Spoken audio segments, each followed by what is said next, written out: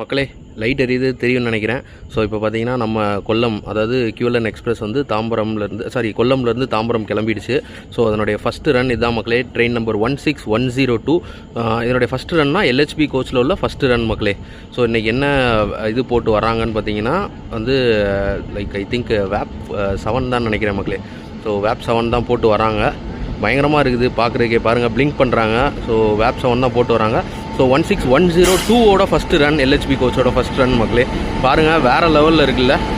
So பார்த்தீங்கன்னா செமையாக celebrate பண்ணியிருக்காங்க போல்.